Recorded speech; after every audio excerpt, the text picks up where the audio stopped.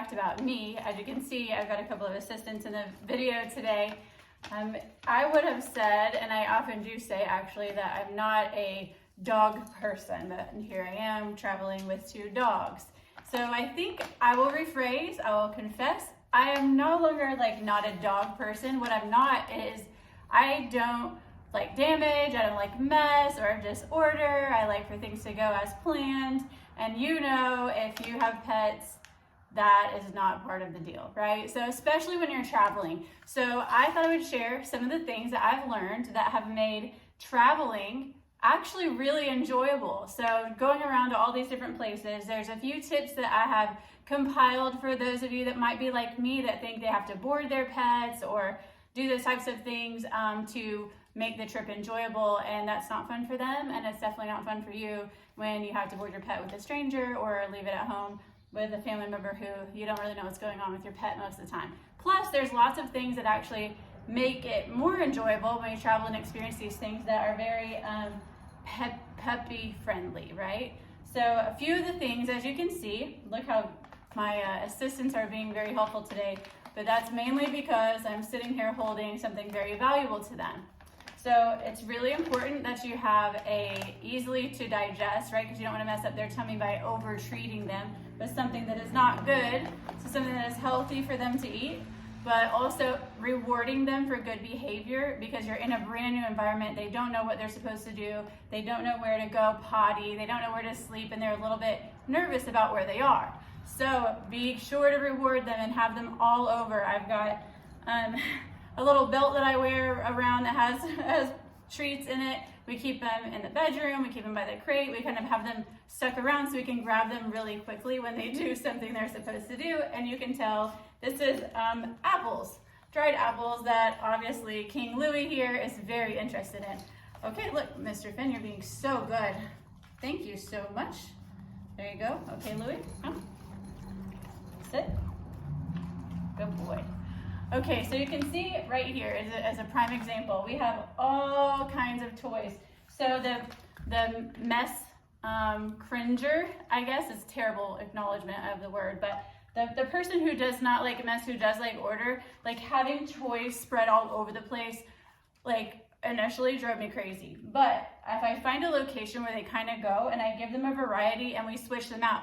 So maybe a small basket usually works. We can keep them all in a toy basket and you change those out. So the dogs actually get really excited about being introduced to a new toy. And by new, I mean it wasn't there yesterday and now it's there today, or even it wasn't there this morning and it's there this evening. They get really excited about it. And then entertaining them, obviously, playing with them because you are their favorite toy, actually.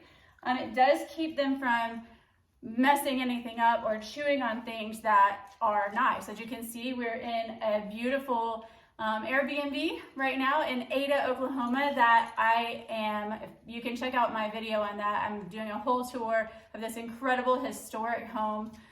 So we can check that out. If you want that link, it's in Ada. It's a beautiful place. You ought to come check this out. But it's full of beautiful furniture and collector's pieces and things that literally you could not replace.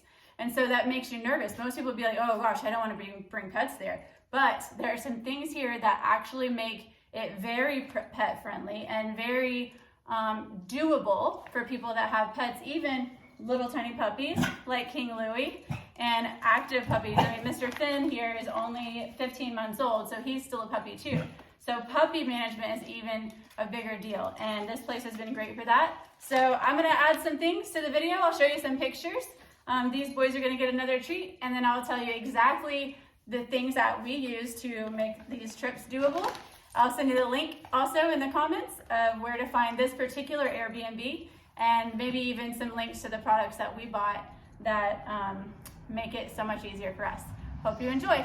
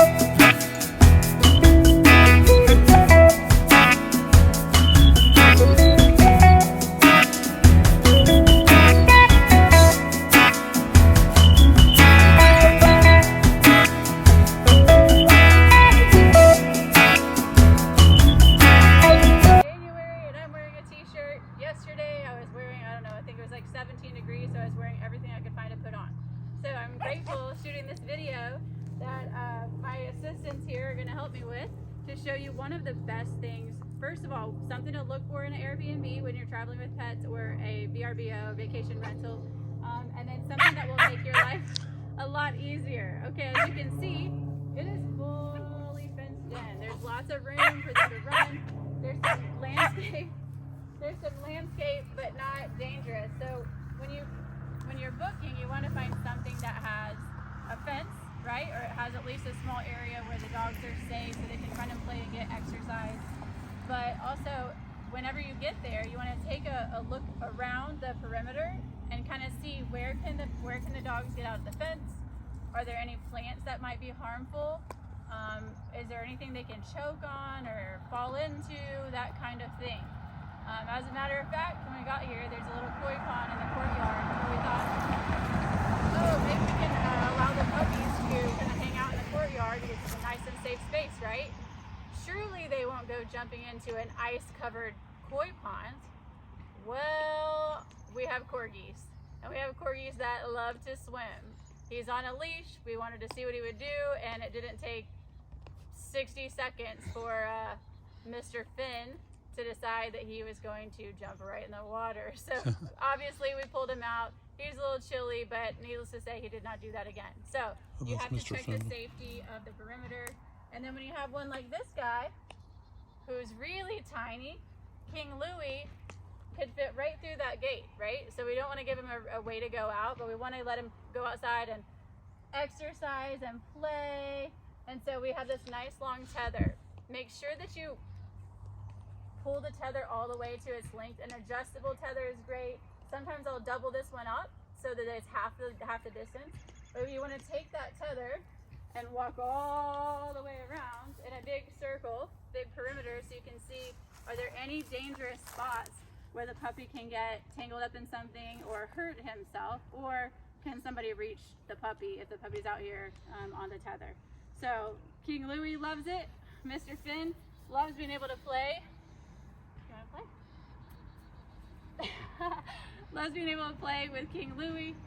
This is an excellent opportunity to make sure that the puppy doesn't get hurt, and then you're also respectful of the property that you have the opportunity to spend some time in.